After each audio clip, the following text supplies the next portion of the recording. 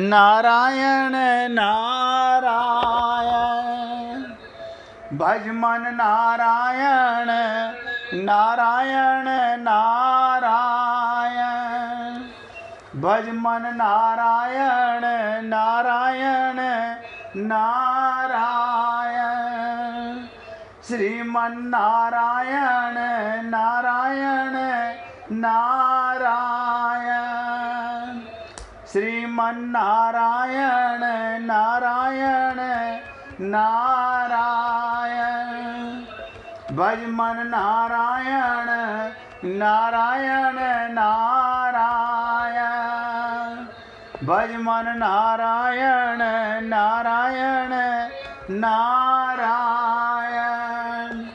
सभी पुण्य आत्मा पूरी एकाग्रता के साथ सुनिएगा। क्यों?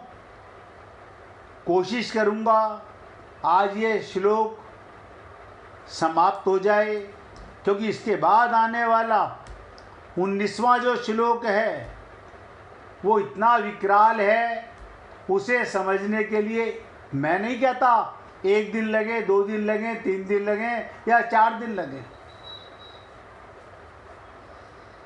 इसलिए आपसे निवेदन करूँगा, यहाँ जितने एकाग्र होगे उतनी जल्दी हृदयंगम कर पाओगे।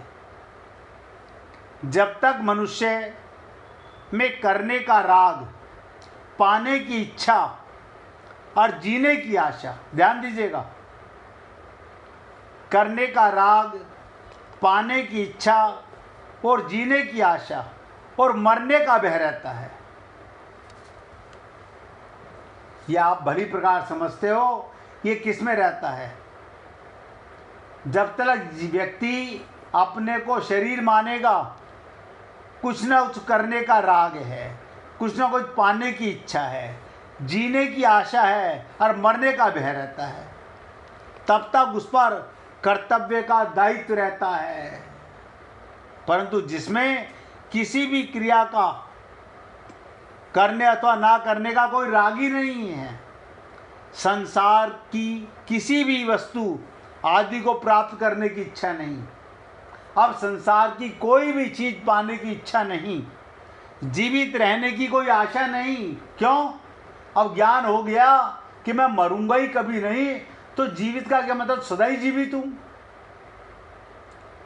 और मृत्यु से कोई भय नहीं, उसे कर्तव्य करना नहीं पड़ता, उसे स्वतः कर्तव्य कर्म होते रहते हैं, कोई कर्तव्य नहीं है। जहाँ अकर्तव्य होने की संभावना हो वहाँ कर्तव्य पालन की प्रेरणा रहती है। अब इस श्लोक की विशेष चर्चा करेंगे और निवेदन करूँगा कुछ देर आप बहुत एकाग्रचित होकर सुनिएगा। गीता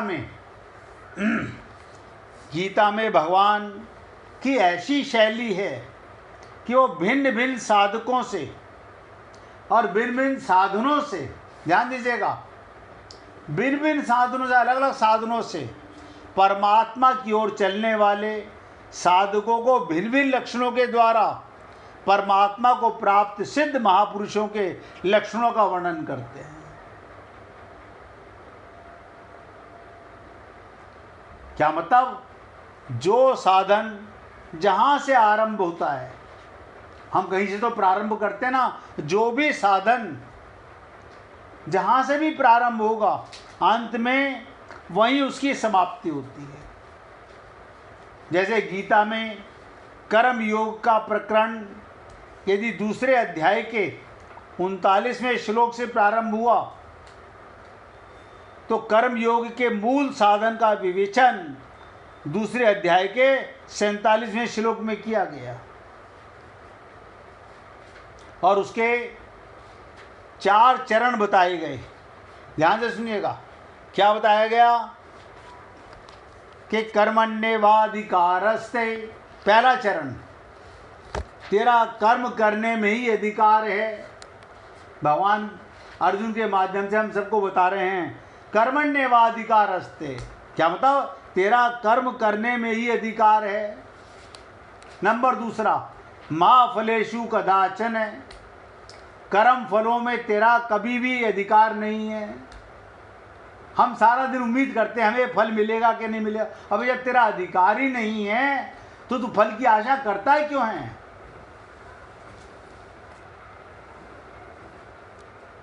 तीसरा चरण, माँ कर्म फल हेतुर्भूर, तू कर्म फल हेतु मत बन। 99.99% लोग कर्म का फल पाना चाहते हैं।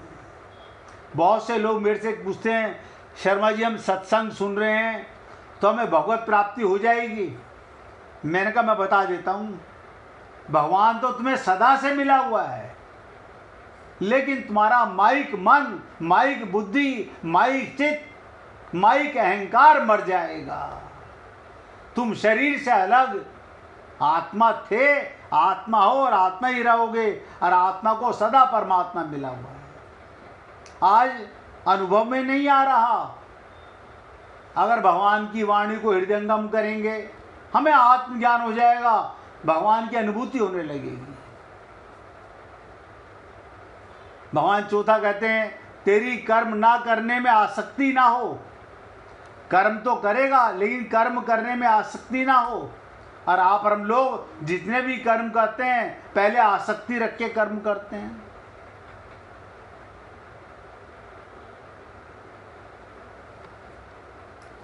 इसलिए कहा गया महापुरुष के लिए कि उसका किसी प्राणी और किसी पदार्थ से कोई स्वार्थ का संबंध नहीं। महापुरुष कौन? जिसे आत्मज्ञान हो गया। उसका किसी प्राणी से और किसी पदार्थ से कोई संबंध ही नहीं है। वो अपने को जब चेतन का ज्ञान हो गया, वो जड़ से क्यों संबंध रखेगा? वहाँ पहले और चौथे चरण में साधक के लिए जो बात कही गई वो प्रस्तुत श्लोक में पूर्वार्थ में और उत्तरार्थ में बताई गई। इसलिए कर्म योग के साधन की दृष्टि से ध्यान दीजिएगा, कर्म योग के साधन की दृष्टि से वास्तव में 18वां श्लोक पहले, 17वां श्लोक बाद में आना चाहिए कर्म योग की दृष्टि से। कारण जब कर्म योग से सिद्ध हुए महापुरुष का कर्म करने अथवा ना करने का कोई प्रयोजन ही नहीं रहता, तो उसका किसी भी प्राणी पदार्थ से किंचन मात्र भी कोई संबंध नहीं रहता। पूछिए मिश्रा जी। आपने पहले 2 चरण तो बताया कि मैंने बताया कर्मण्येवाधिकारस्ते, हाँ। तीसरा बताया माँ कर्म फल हेतुर्भू, तू कर्म फल का हेतु मत बन, कर्म फल के लिए काम मत कर। 99% लोग कर्म फल पाने के लिए ही कर्म करते हैं। चौथा कहा गया माते संगो अस्तव कर्मणि, क्या मतलब तेरा कर्म ना करने में आसक्ति भी ना हो। अभी हम आसक्त होके कर्म करते हैं। कर्म तेरा शरीर करेगा लेकिन तू आसक्त, हम कहते ना अब मैं अपने परिवार का काम कर रहा हूं, यह आसक्ति है। अब संत महात्मा सत्संग करते हैं लेकिन उनकी उस कर्म में आसक्ति नहीं है, वो तो मिला हुआ फल बांटते रहते हैं। ये आसक्ति वाला कर्म कौन है? जो कुछ पाने की इच्छा करेगा। तो कर्म योग के साधन की दृष्टि से यही कहा गया कि व्यक्ति को कोई प्रयोजन ही नहीं रहता। महापुरुष कर्म करने अथवा ना करने का कोई प्रयोजन नहीं रहता। उसका किसी भी प्राणी और किसी भी पदार्थ में किंचन मात्र भी स्वार्थ का संबंध नहीं रहता। फिर काय का संबंध रहता है? परमार्थ का संबंध रहता है। वो सबका कल्याण करना चाहते हैं। वो सारी सृष्टि को भगवान का मानते हैं। आप हम लोग, ये मेरा मकान, ये मेरी दुकान, ये मेरा परिवार, ये मेरा शरीर, हमारा संकीर्ण सोच है और महापुरुष की विराट सोच हो जाती है आत्मज्ञान के बाद में। अब और ध्यान से सुनिएगा, यदि सिद्ध महापुरुष कर्तव्य कर्म नहीं करता तो उसका जीना निरर्थक नहीं है। क्यों? महान सार्थक कारण कि उसने मनुष्य जन्म का उद्देश्य पूरा कर लिया, अतः उसके लिए अब कुछ भी करना शेष नहीं, कृत हो चुका। लेकिन वो फिर भी कर्म कराता है भगवान से। जो संत महात्मा भगवत प्राप्ति कर चुके वो कृत हो चुके। और भगवान कहते हैं आचार्य माम विजानियात, अपने गुरु को मेरा स्वरूप जानो। आप बहुत ध्यान से सुनिएगा, जिस स्थिति में कोई भी कर्तव्य शेष नहीं रहता, यानी कर्म होता है, कर्तव्य शेष नहीं है, उस स्थिति को साधारण से साधारण मनुष्य भी प्रत्येक अवस्था में तत्परता, लगन पूर्वक, निष्काम भाव से कर्तव्य कर्म करने पर प्राप्त कर सकता है। निष्काम भाव से कर्म करो, आप भी इस स्थिति तक पहुंच जाओगे। आपके ऊपर कोई प्राप्ति का कारण नहीं। पूछिए ब्रजमोहन जी, क्या बताओ? हाँ, बहुत सुंदर, सुनिएगा। हमने आपसे निवेदन किया, जिस स्थिति में अब आप आत्मा में स्थित हो या शरीर में स्थित हो, जिस स्थिति में कोई भी कर्तव्य शेष नहीं रहता, क्या बताओ? जो कृत हो चुका, जिसे आत्मज्ञान हो चुका, उस स्थिति को साधारण से साधारण मनुष्य भी प्रत्येक अवस्था में सरलता से, लगन पूर्वक प्राप्त कर सकता है। क्या करके? निष्काम भाव कर्म करके। कर्म तो करेगा लेकिन निष्काम भाव करेगा। अभी हम जो करते हैं सकाम भाव करते हैं। हम अपना मकान बनवा रहे हैं, ये सकाम भाव हो गया।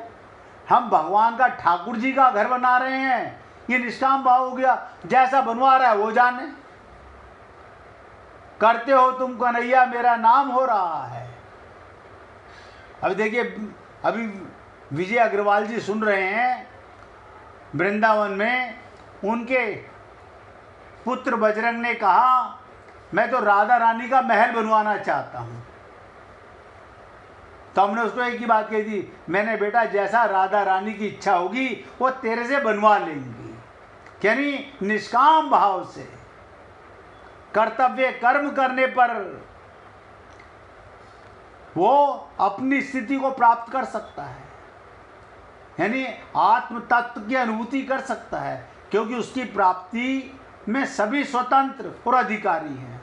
वहाँ ना कोई जाति का काम है, ना कोई धर्म का काम है, ना कोई मजहब का काम है, ना आपके ज्ञान का काम है। छोटी सी बात, सकाम भाव और निष्काम भाव से कर्म करना। अब आप सोचिएगा, आप और हम लोग कर्म तो करते हैं, सब करते हैं, लेकिन सकाम भाव से करते हैं। ये छोटी सी त्रुटि जाने अनजाने में हमसे हो रही है। हम सकाम भाव से कर्म करते हैं, इसी कर्म को निष्काम भाव से करो। निष्काम भाव से कर्तव्य कर्म करने पर अपनी स्थिति में, आत्मा में स्थित हो सकते हो। तो कर्तव्य का संबंध प्रत्येक परिस्थिति से जुड़ा हुआ है, इसलिए प्रत्येक परिस्थिति में कर्तव्य निहित रहता है, छुपा रहता है। केवल सुख लोलुपता, देखिए कमाल है, यानी संत महात्माओं को आनंद बांटने में आनंद मिलता है, और हमारे को घर में लाके कमा करके रखने में आनंद मिलता है। सुख की भाव बदल जाता है, उनका सुख बांटने में आनंद मिलता है, हमें सुख घर में ला करके जमा करने में आनंद मिलता है। केवल सुख लोलुपता मनुष्य के कर्तव्य को भूलता है। जिस व्यक्ति में स्वार्थ भाव होगा, आसक्ति भाव होगा, सकाम भाव होगा, वो सुख लोलुप होगा, वो अंधा बाटे रेवड़ी फिर अपने को दे, उसकी ऐसी स्थिति होगी। अब ध्यान दीजिएगा, यदि वो वही जीव आप और हम लोग ही आज तक हम सकाम थे, स्वार्थी थे, आसक्ति में थे, लेकिन निस्वार्थ भाव से अब से दूसरों की सेवा करके अपनी स्वरूपता मिटा डाले। अपना सुख नहीं, सुख बांटने की चीज है, जमा करने की चीज नहीं, जो जीवन के सभी दुखों से छुटकारा पाकर परम शांति को प्राप्त हो सकता है। अब देखिएगा और ध्यान से सुनिएगा, संसार में हमने अब तक देखा,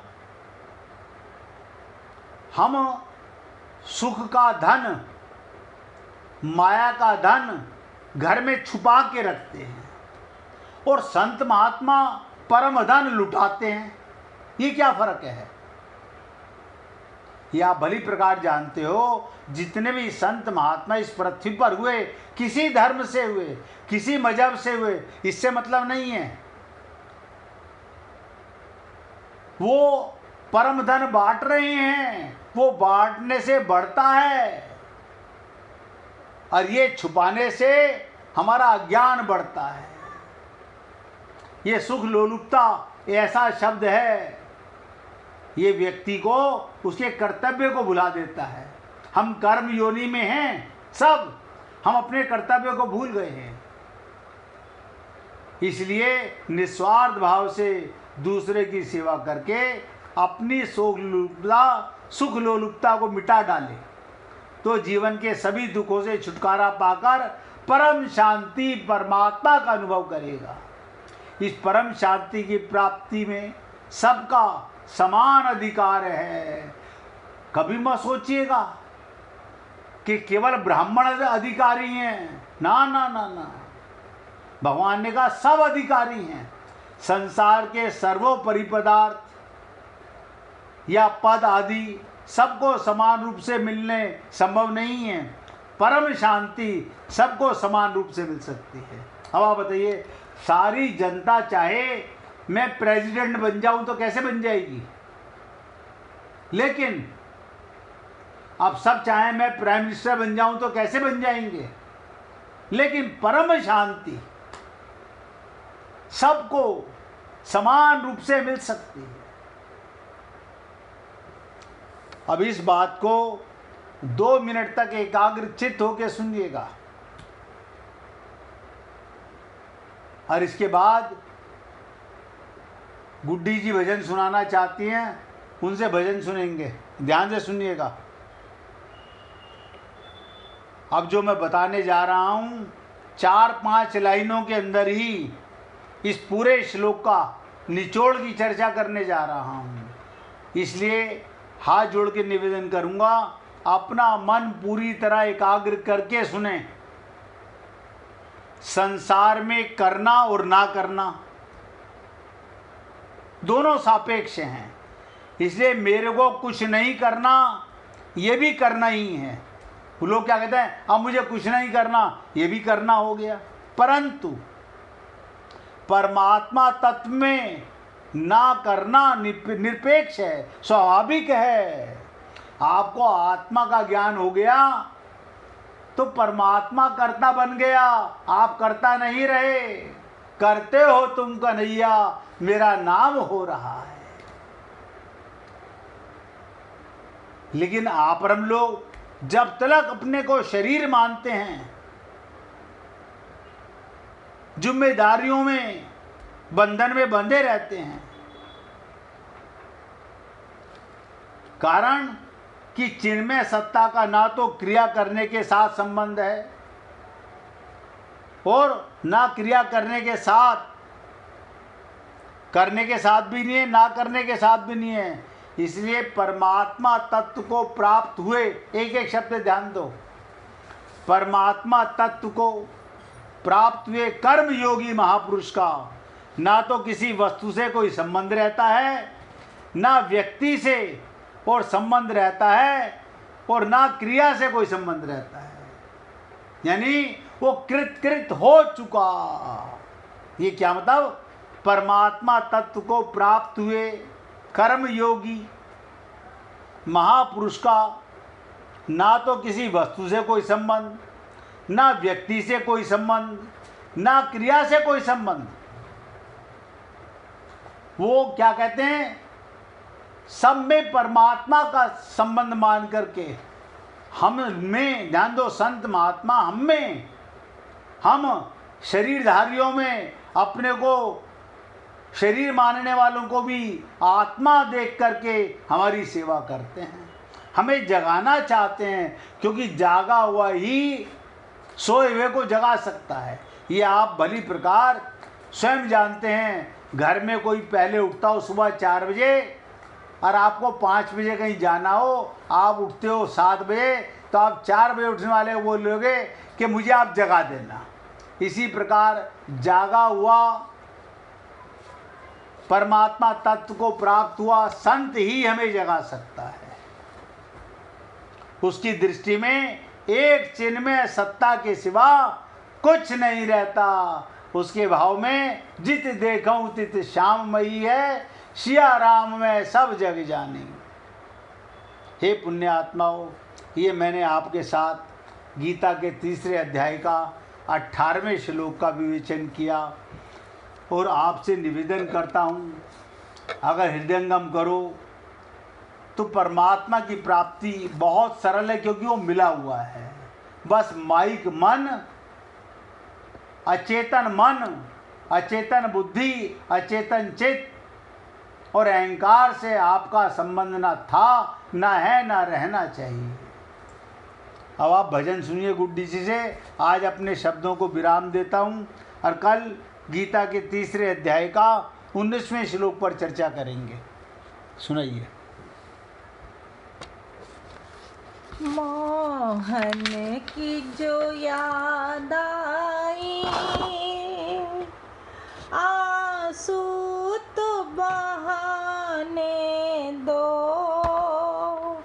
जिन राहों से आना हो वो राहें सजाने दो। मोहन की जो याद आई, आंसू तो बहाने दो, जिन राहों से आना हो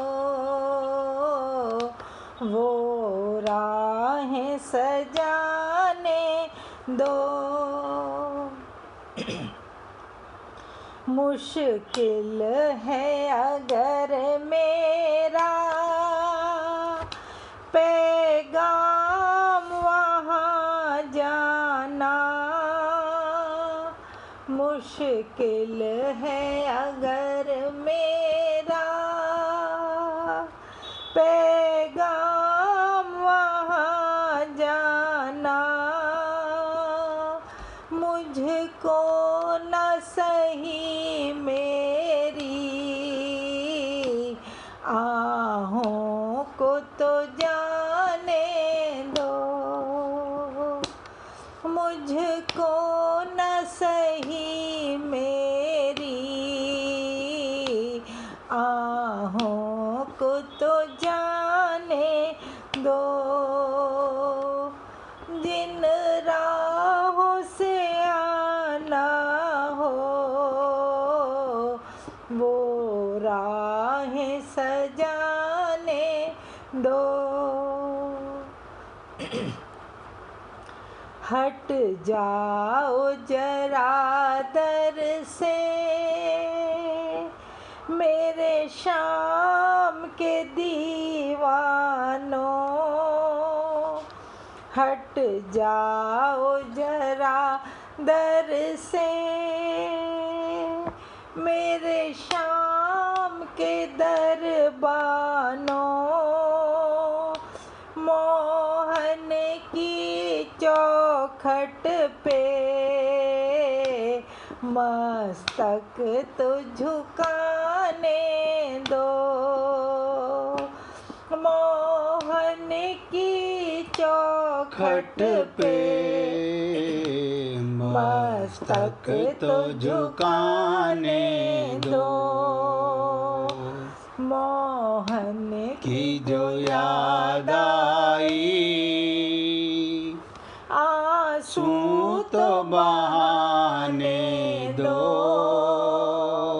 जिन राहों से आना हो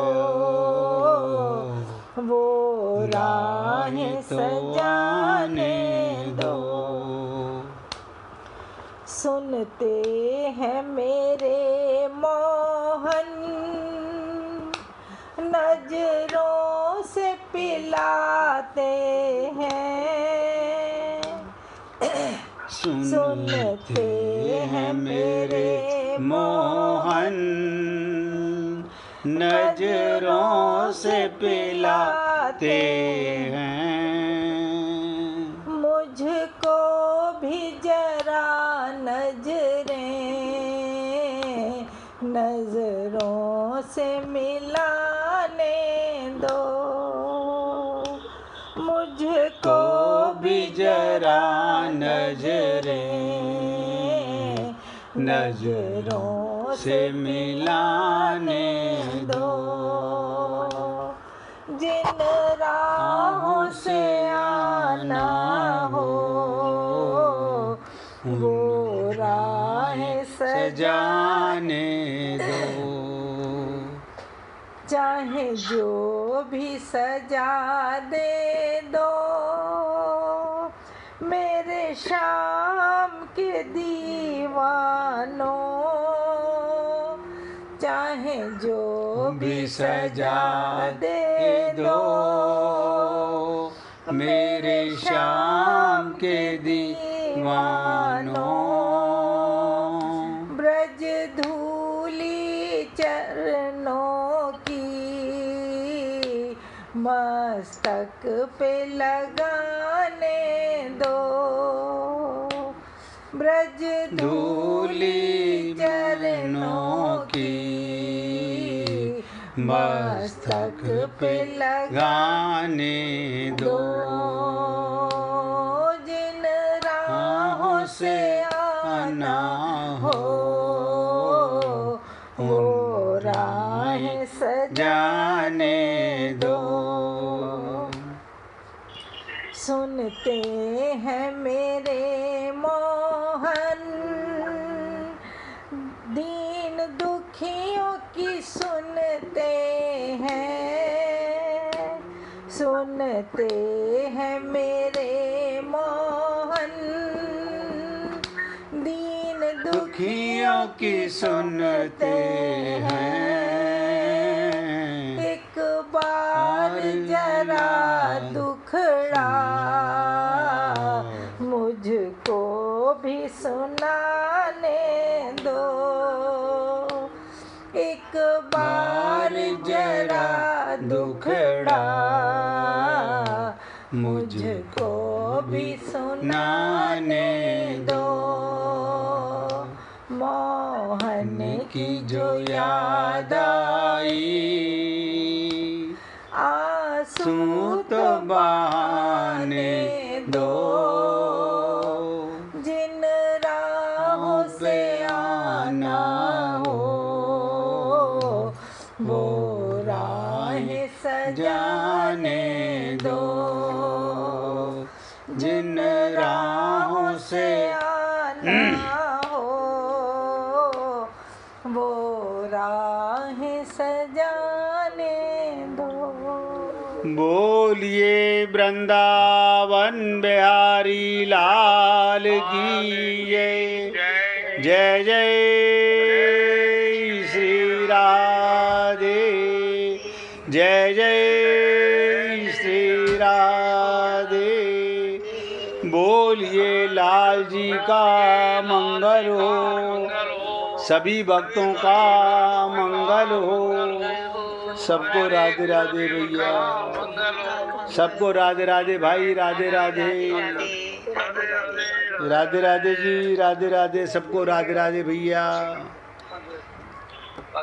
राधे राधे भैया, राधे राधे।